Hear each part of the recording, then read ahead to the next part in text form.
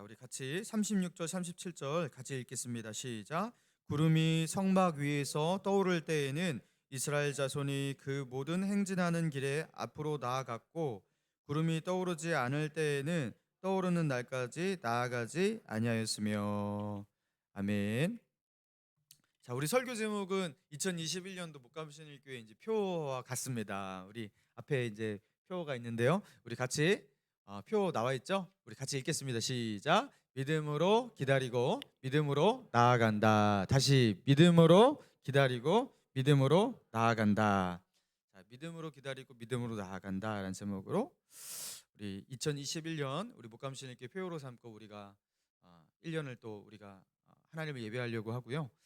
그리고 또 오늘 또 설교의 본문의 말씀을 중심으로 또 같이 은혜를 나누기 원합니다. 여러분 2020년도 지난 한 해에 유튜버를 하는 사람들을 이제 유튜브 촬영을 하고 이제 그것을 올려서 이제 하는 사람들 유튜버라고 하잖아요.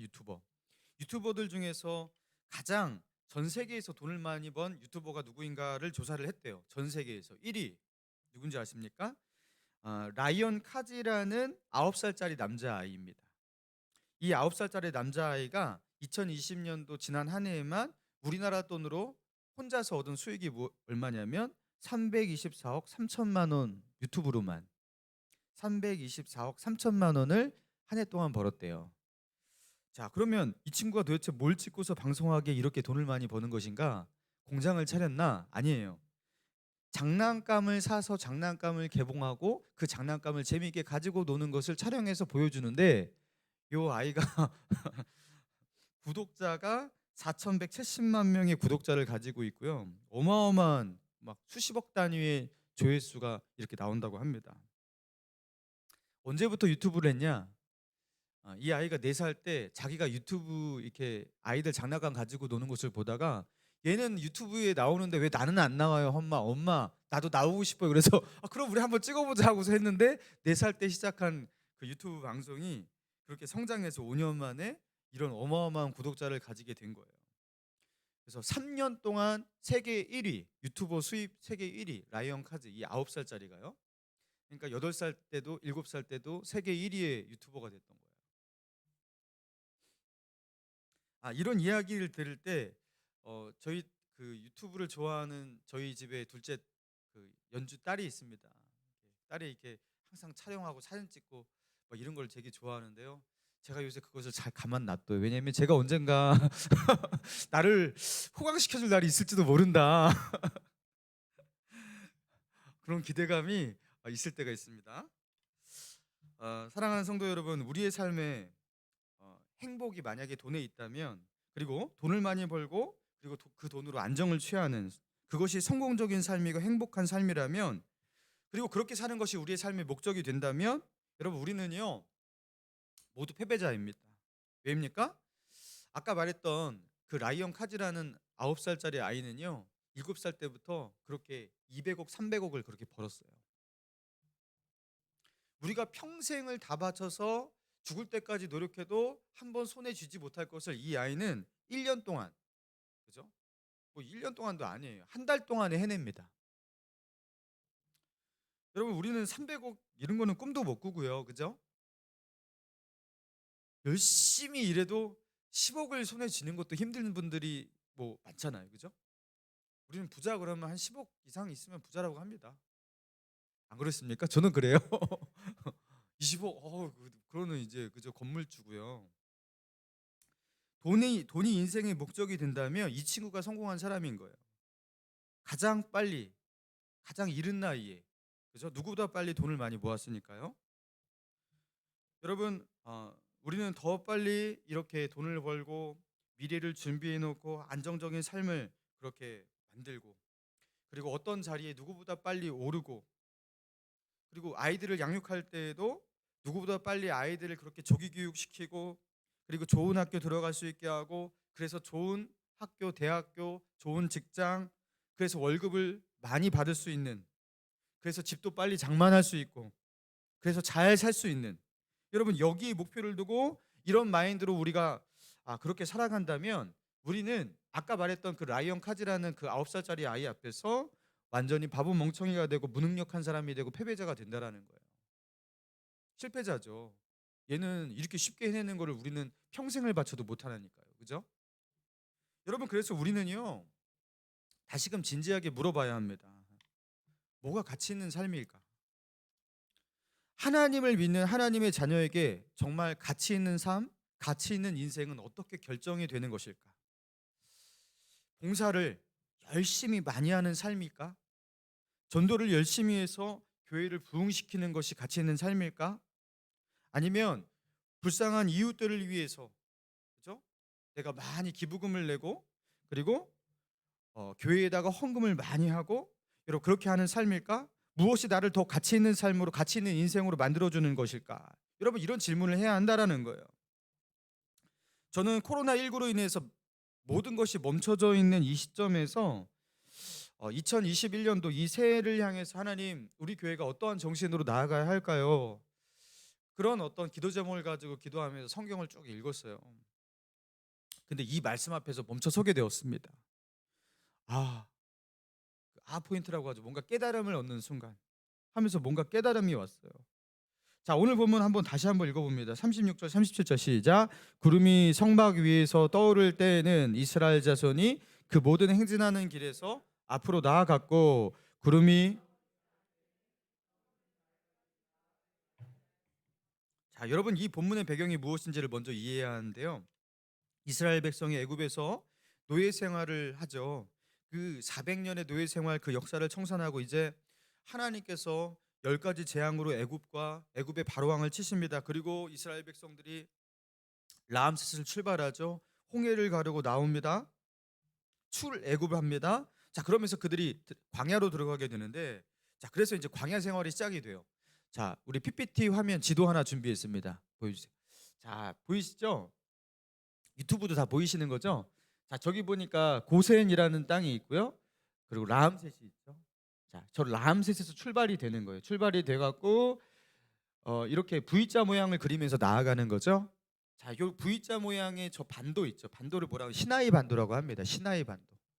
자, 시나이 반도를 주변으로 이렇게 V자 모양을 그리면서 출애굽해서 광야 생활을 그렇게 하는 거예요.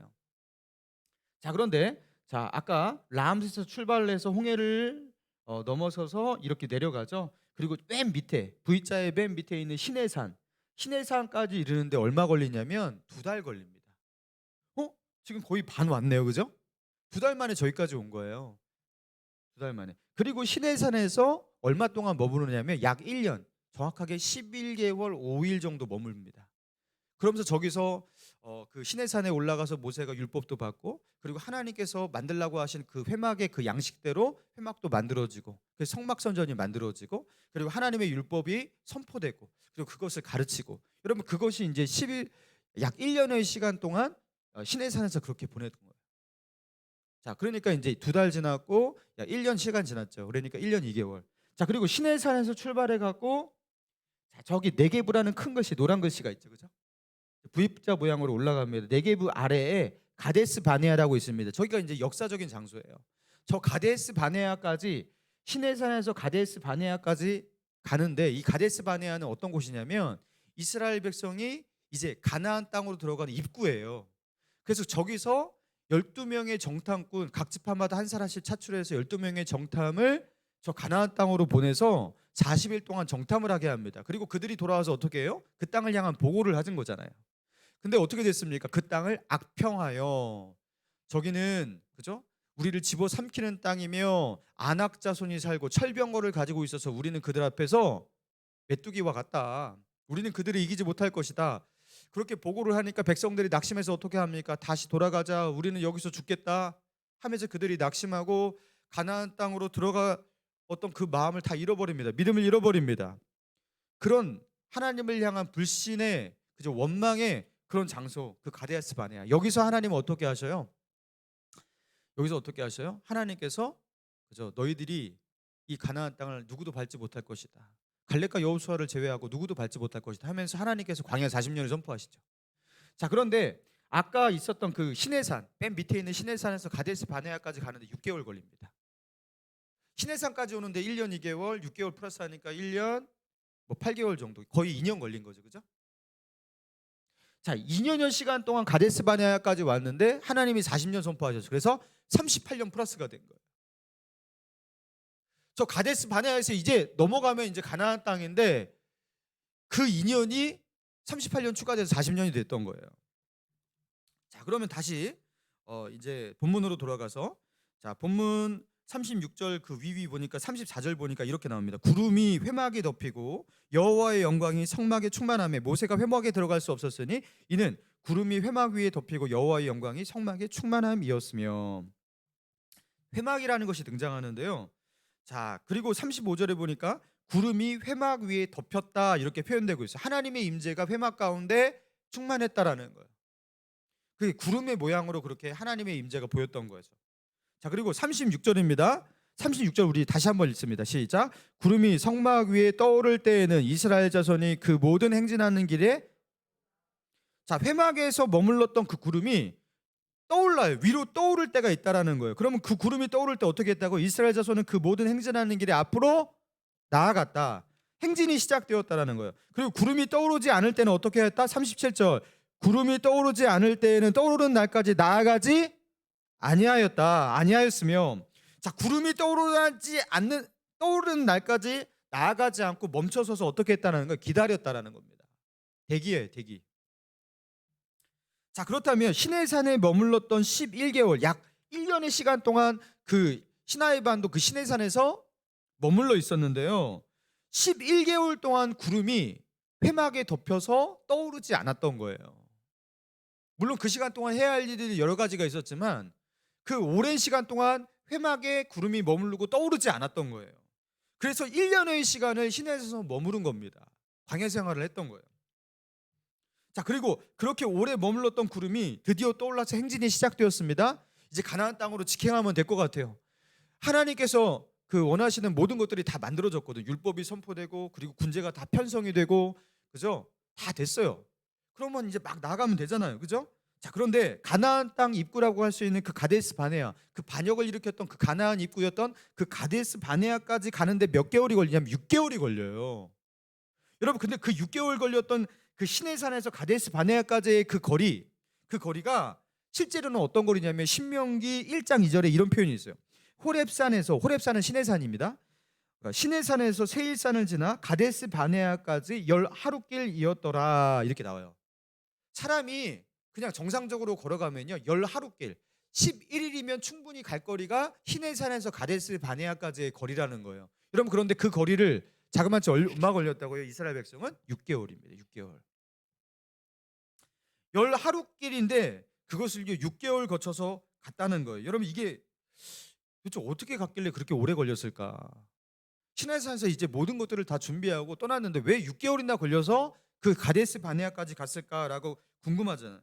자, 그 궁금함을 이제 민수기 9장이 해결하는데, 민수기 9장 18절 이하에 보면요 이렇게 나옵니다. 이스라엘 자손이 여호와의 명령을 따라 행진하였고 여호와의 명령을 따라 진을 쳤으며 구름이 성막 위에 머무는 동안 그들은 진영에 머물렀으며. 구름이 성막 위에 머무는 날이 오랠 때에는 이스라엘 자손이 여호와의 명령을 지켜 행진하지 아니하였으며. 이틀이든지 한 달이든지 1년이든지 구름이 성막 위에 머물러 있을 동안에는 이스라엘 자손이 진영에 머물고 행진하니 아니하다가 떠오르면 행진하였으니. 여러분, 6개월 동안 그 시내산에서 가데스 바네아까지 10하루길을 어떻게 간 거예요? 가다 서다를 반복했던 겁니다.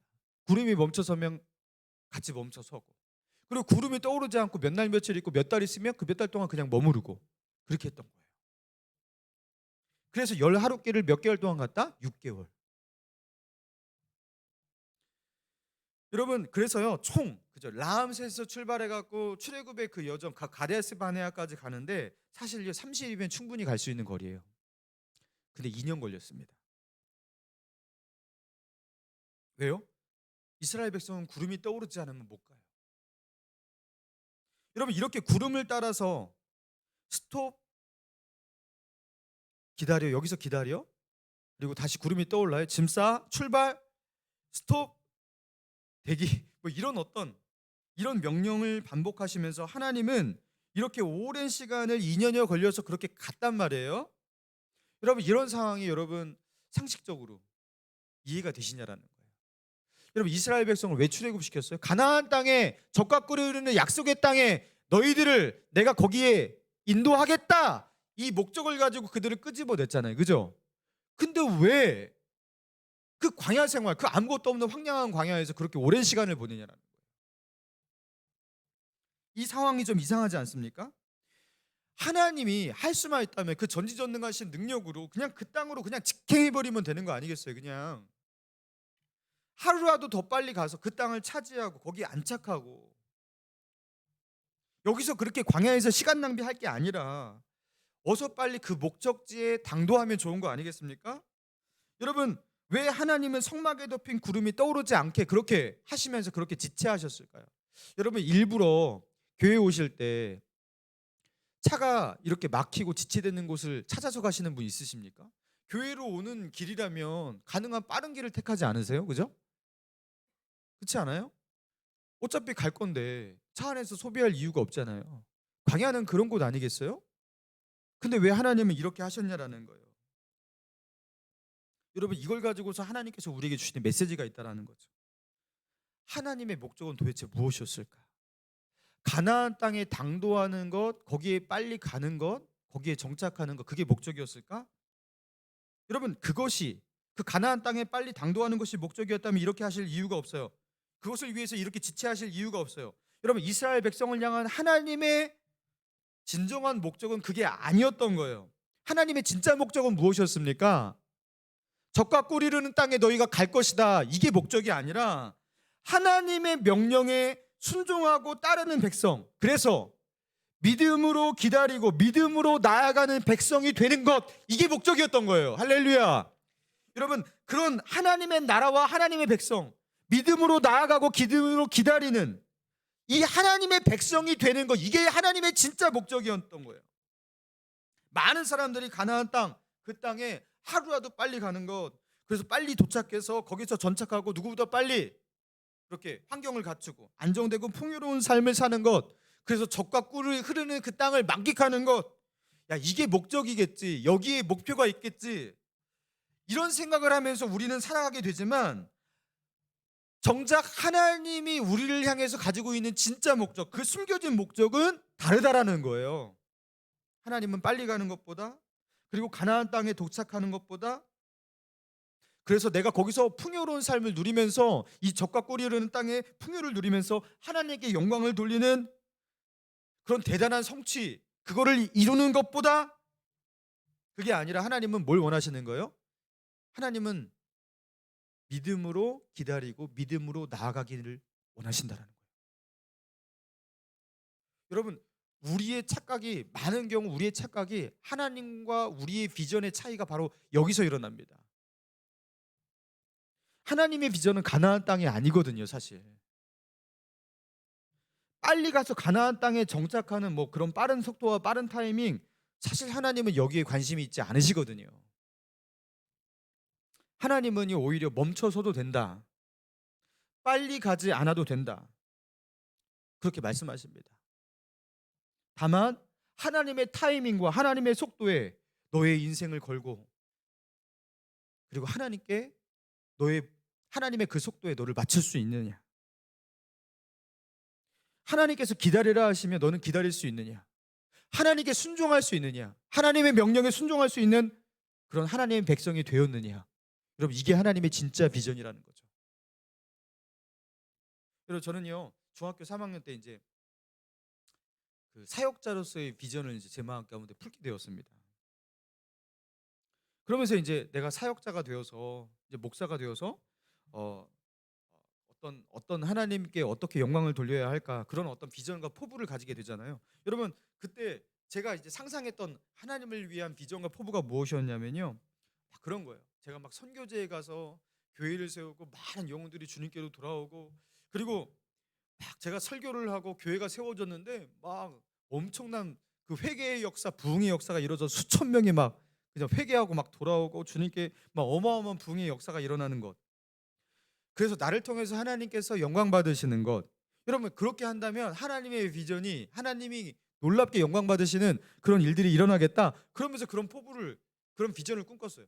여러분 제가 왜 그때 그런 비전을 가지게 되었냐면요, 그게 하나님의 비전이라고 생각했어요.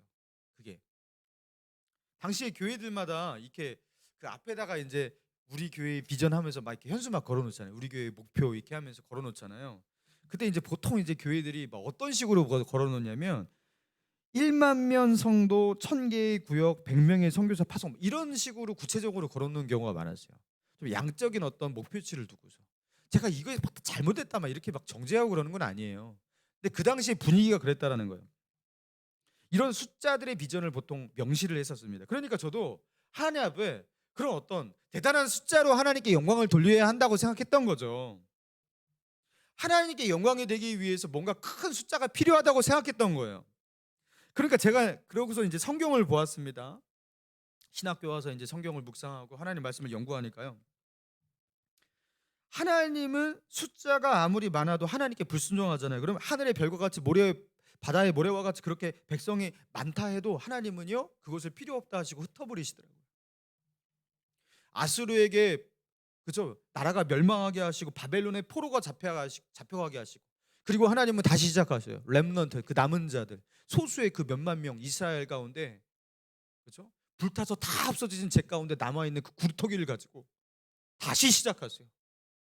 근데 그들이 또 불순종하니까 어떻게 해야 돼요? AD 70년에 티도 장군에 의해서 완전히 또 이스라엘 예루살렘이 쑥대밭되죠. 그리고 다시 시작하세요.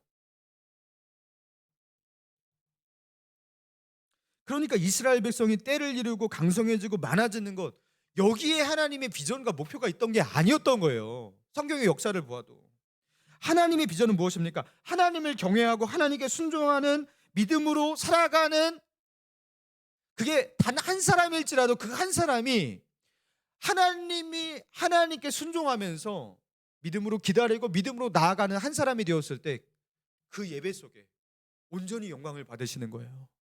여러분 그게 다윗이 드렸던 예배 아니겠습니까? 그게 바로 저 바벨론 땅에서 다니엘이 드렸던 예배 아니겠습니까? 근데 하나님이 거기서 온전히 영광을 받으시는 거죠. 여러분 목감신일교회는요 지금 청담정무 제적이 약 이제 130명 정도 됩니다. 청장년이. 여러분 그런데 우리가 가지고 있는 이 130명의 이 숫자보다 야 그래도 500명이 더 좋고 1000명이 드리는 예배가 더 좋지 않을까? 하나님이 더 기뻐하지 않으실까? 물론 영혼이 구원되고 많은 사람이 와서 예배 드리는 거 좋습니다. 여러분 그러나 더 영광 받으시는 건 아니에요. 여러분 지금 우리가 하나님께 돌릴 수 있는 그 영광이 여러분 그렇게 숫자가 커져서 더 영광되고 여러분 그건 아니에요. 그건 우리의 착각입니다. 하나님은 지금 이 순간 우리가 하나님과 동행하면서 순종하면서 믿음을 통해서 하나님이 서라 하시면 서고 가라 하시면 가고 믿음으로 멈춰서고 믿음으로 나아가는 그런 순종으로 지금 이 시간을 지낼 때 하나님은요 최고의 예배를 받으시고 최고의 영광을 받으시는 줄 믿습니다. 여러분 그래서 우리의 비전이 하나님의 비전은요 먼 훗날에 성취되는 게 아니라 지금 이 시간 우리가 지금 순종할 때 성취되는 줄 믿습니다. 여러분 지금 성취하는 거예요. 사울이 이스라엘의 왕이 된 후에 불순종을 저지른 그 일, 첫 번째 불순종은요 우리는 사무엘상 15장의 사건이라고 생각하는데 그렇지 않아요. 13장의 사건이에요. 15장에서 아말렉을 진멸하지 못한 그것 때문에 사울이 그렇게 망한 게 아니라 사실은 13장부터 시작된 거예요. 13장에 어떤 일이 있었습니까? 이스라엘이 블레셋과 싸우기 전에 전쟁하기 전에 대치 상태였습니다. 블레셋이 어마어마한 전력으로 쳐들어와서 병력을 집결시킵니다. 언제 터질지 모르는 일촉즉발 뭐 그런 상황이었어요.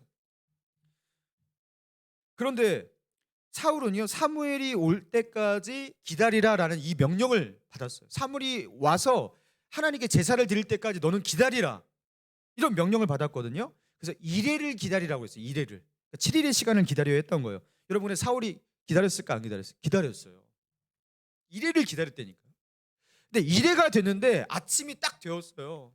사울이 마음이 너무 급합니다. 왜냐하면 자신을 따르는 그 소수의 병력조차도 이제요 저 블레셋군이 두려워갖고 뿔뿔이 막 흩어져 숨는 거예요. 그래서 이제 얼마 안 남았어요. 그래서 빨리 하나님이 우리와 함께 하신다는 그런 표를 가지고 뭔가 백성들을 집결시켜야 했던 거거든요.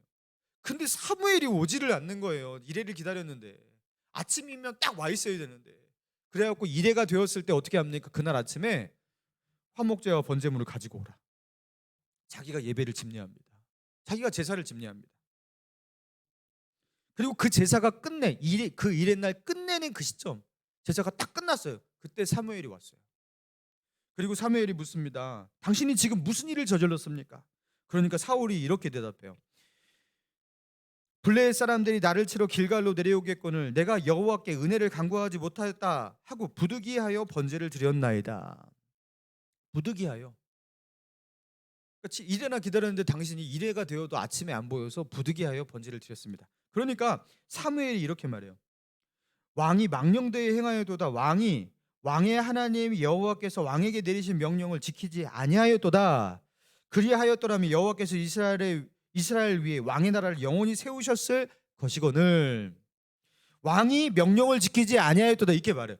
왕이 명령을 지키지 아니하였대요. 여러분 이래를 기다리라고 이래를 기다렸다니까요. 근데 단지 이래를 기다렸는데 이래 아침에까지 사무엘이 안 보여서 이랬날 아침에 제사를 드렸을 뿐이에요. 자기가. 근데 왕이 명령을 지키지 아니하였도다. 여러분 그러니까 언제까지 기다려야 되는 거예요? 끝까지 기다려야 되는 거예요. 참을 만큼 이렇게 참았습니다. 기다릴 만큼 기다렸습니다가 아니에요. 하나님께서 약속하신 그 순간까지 끝까지 기다려야 되는 거예요. 여러분 사울은 나름 기다렸지만 끝까지 기다리지 못했던 거예요. 여러분 반면에 다윗은 어떻게 했습니까? 다윗은요, 사울이 다윗을 시기해 갖고 어떻게 해요? 다윗을 추격하죠. 다윗의 목을 따기 위해서 그렇게 다윗을 추격하는 세월을 살아가는데 10년이 넘도록 그렇게 다윗을 추격합니다. 그래서 다윗을 잡기 위해서 병력을 끌고 이리저리 뛴단 말이에요. 여러분 그런데 하나님께서 그런 다윗 그 위기의 상황 가운데 놓여 있는 그 다윗을 구원할 수 있는 기회를 2번이나 주셨어요. 사울을 제거할 수 있는 기회를 2번이나 주셨어요. 한 번은 그들이 자고 있을 때, 한 번은 그 사울이 동굴에 그렇게 변을 두러 그렇게 들어왔을 때. 여러분 2번이나 기회를 주셨는데 다윗이 어떻게 합니까? 여호와의 기름 부으신 자를 내가 손을 들어 치는 것을 하나님께서 허락하지 아니한다 하면서 자기에게 허락된 그 절호의 기회를 자기가 물리쳤어요. 그리고서 어떻게 합니까? 또다시 쫓기는 삶. 그 사울에게 쫓기는 그 피말리는 삶을요 또다시 연장해갖고 10년이 넘도록 쫓겼다니까. 10년이 넘도록. 왜입니까? 그 지긋지긋한 삶을 거기서 끝낼 수 있는, 그리고 하나님께서 자기를 왕으로 세우셨잖아요. 이미 기름 부으셨잖아요. 그러니까 자기가 왕이 되면 되는데 왜 사울을 놔준 겁니까? 다윗은 알았던 거예요. 무엇을 알았습니까? 자신을 향한 하나님의 계획은 왕이 되는 게 아니에요. 이스라엘 나라의 왕이 되어라. 이게 하나님의 비전이고 목표가 아니에요. 그것을 다윗은 알고 있는 거예요. 그럼 하나님의 진짜 비전과 하나님의 진짜 다윗을 향한 가지고 계신 계획과 목표가 무엇이냐? 그것은 무엇이냐? 하나님이 가라 하면 가고 하나님이 서라 하면 서고 믿음으로 기다리고 믿음으로 나아가는, 하나님께 순종하는 하나님의 사람이 되는 거. 이게 진짜 비전인 거예요. 그래서 사울을 죽이고 왕이 되는 것, 그게 하나님의 뜻이 아니라는 걸 알았기 때문에 자기의 손에 그런 기회가 와도 그걸 물리쳤던 겁니다. 하나님의 진짜 비전은 순종이라는 것을 알았던 거예요. 순종이라는 것을. 여러분 그래서 승리할 수 있었던 거예요. 사랑하는 성도 여러분, 느려도 됩니다. 천천히 해도 됩니다. 더뎌도 됩니다. 내가 이 사업만 성공하면 하나님의 나라를 위해서, 영광을 위해서 제가 마지막 날 크게 제가 해보려고 합니다 하면서 지금 순종하지 않고 지금 헌신하지 않고 차일피일 내일로 그렇게 미루는 삶, 여러분 그거는 하나님의 뜻이 아니에요. 하나님은 우리에게 그런 큰 규모와 어떤 속도를 원하시는 게 아니에요. 빠른 타이밍을 원하시는 것도 아닙니다. 하나님은 단지 우리에게 무엇을 원하신다고요? 믿음으로 기다리고 믿음으로 나아가는 순종하는 백성 되기를 원하시는 거예요. 할렐루야. 여러분 한국문화관광연구원에서 우리나라 국민들을 향해서 이 코로나 시대에 설문조사를 했습니다. 당신은 코로나19가 종식되면 가장 하고 싶은 여가생활이 무엇입니까? 1위 뭐가 나왔겠어요? 여러분 1위 뭐겠어요? 여행이죠. 당연히. 여행이 거의 70%. 나 여행 가고 싶다. 그리고 그 다음 2위 문화생활 14%, 다음으로 사교 13%, 스포츠 4%. 그러니까 여행이 압도적으로 많았어요.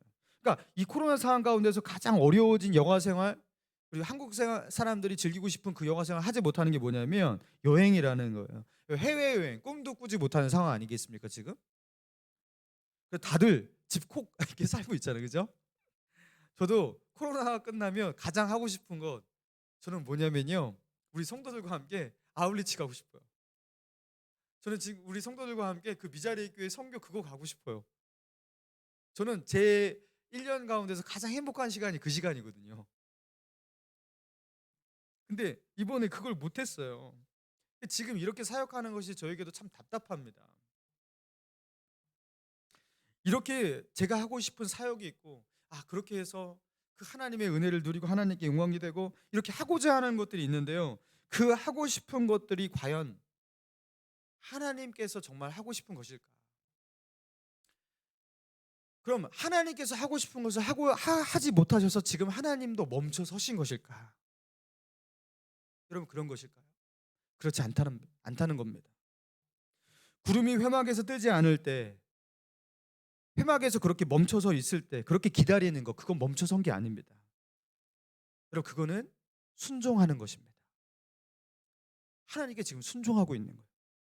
멈춰서라 할 때 믿음으로 멈춰서는 거, 그건 순종하는 것이고 그 순간 하나님께 드릴 수 있는 최고의 예배인 거예요. 코로나라는 이 시간 속에서 우리가 멈춰서 있는 것이라고, 그래서 우리의 신앙도 침체할 수밖에 없고, 어차피 이 시간에는 후퇴밖에 할 수 없는데 그냥 조금만 후퇴하고 조금만 침체하면 다행이다 이렇게 생각하고 있다면, 여러분, 그게 아니라는 거예요. 여러분, 하나님이 명령하시니까, 기다리라고 하시니까 기다린다면, 멈춰서라 하시니까 멈춰선다면, 그거는 최고의 순종이고 최고의 예배입니다. 여러분, 생각을 바꿔야 돼요. 여러분, 나라마다 경제가 발전하면서 1인당 국민소득이 이렇게 오래요. GNI라고 하죠. GNI가 이렇게 올라가는데, 여러분, 2만 달러가 나라의 국민소득이, 이제 GNI가 2만 달러가 돌파하면요, 국민들의 취미가 그 골프가 된다고 합니다. 일반적으로 그렇게 된다고 해요. 3만 달러가 넘으면요, 이제 사냥과 승마로 바뀌게 된다고 합니다. 4만 달러가 넘으면요, 국민들의 이제 취미가 요트로 바뀌게 된대요. 그래서 우리나라의 중산층들이 이제 많이 하는 게, 일반적으로 많이 하는 게 골프잖아요, 그죠? 3만 달러가 넘으면서 그렇게 골프를 대부분 이렇게 하게 되죠. 자, 더 잘 사는 분들은 뭐 합니까? 승마 하시잖아요, 그죠? 미국의 중산층은요, 골프는 일반적인 것이고, 그들은 이제 사냥하거나 요트를 탄다고 합니다. 아이들과 아빠가 이제 총을 가지고서 사냥을 나가갖고 이제 야생동물 사냥해서 그것을 가죽을 벗겨서 박제하고, 뭐 그런 게 이제 취미인 게 이제 미국의 중산층들의 삶이라고 해요. 그리고 미국의 이제 플로리다 이 반도, 그 마이애미에 가면요, 우리나라 돈으로 10억 이상을 하는 그런 요트 있죠, 요트. 그 요트를 소유하고 있는 집들이 마이애미만 수십만 명이래요. 수십만 명. 그러니까 생활 수준이 올라가고 돈의 여유가 생기는 것에 따라서 관심 갖는 것이 달라지고, 즐기는 것이 달라지고, 욕망하는 것이 계속 달라지는 거예요. 야, 그렇게 되면 여한이 없겠다, 원하는 거 바라는 거 없겠다가 아니에요. 그 수준에 맞는 원하는 것, 바라는 것, 즐기는 것이 다 달라져요. 또 다른 것이 생기는 거예요, 계속해서. 인간의 욕망은 끝이 없다라는 겁니다. 여유가 생긴다고, 그죠? 넉넉해진다고 그런 관심사가, 우리의 관심사가 이제 먹고 사는 문제가 해결되었으니까 영적으로 바뀌냐? 아니라는 거예요. 오히려 세상에 대한 그 관심들이 여러 가지가 없던 것도 생기게 된다라는 겁니다. 자, 그런데 지금 이 시간 우리는요, 때로는 우리가 늘상 익히 즐기고 있던 그것조차도 이 코로나 때문에 즐기지 못하고 멈춰 서게 되었습니다. 관심 있고 하고 싶은 것 있어도 욕망하는 게 있지만, 그러나 할 수 없어요. 여행도 못 가요. 사랑하는 성도 여러분, 어찌 보면 이 시간은 하나님께서 우리에게 주신 기회 시간이라는 거예요. 성막의 구름이 이렇게 멈춰서서 내려앉아서 떠오르지 않는 이 멈춰선 시간. 그래서 이 코로나19로 인해서 우리는요, 산만하고 분주하고, 그리고 우리 이리저리 눈을 돌리면서 많은 것들을 욕망할 수가 있고 즐길 수 있고, 그래서 때로는 중요한 것을 놓치면서, 정말 중요한 것을 놓치면서 살아가는 우리에게 너무나 귀중한 멈춤의 시간을 주셨어요. 너무나 귀중한 멈춤의 시간을 주셨어요. 구름이 회망으로 떠오르지 않는 그 시내산에서 그 11개월의 시간 동안 여러분 하나님을 예배하는 성막이 지어졌다는 거 아십니까? 그들이 어떻게 하나님을 예배하고 순종했는지 하나님의 계명이 반포가 되었어요. 그리고 그 하나님의 말씀을 백성들에게 모세가 가르치고 숙지시키고 어떻게 하나님의 백성으로 살아야 되는지 그 1년의 시간이었다라는 거예요. 가나안 땅을 향해서 가는 그 시간은 더디 가지만 영적으로 하나님의 비전이 성취되고 있는 게 바로 그 멈춰선 시간이었다라는 거죠. 사랑하는 성도 여러분, 우리에게 기다림의 시간을 주신 이유, 답답한 이 멈춤의 시간을 주신 이유, 여러분 그 이유를 새롭게 발견하시고 2021년도 주님이 주신 이 놀라운 비전을, 하나님은 너무나 명확하지만 우리는 미처 깨닫지 못했던 이 하나님의 비전을 꼭 저와 여러분의 삶 가운데서, 우리의 경건 가운데서 여러분 성취하는 저와 여러분 되기를 주님의 이름으로 축원합니다.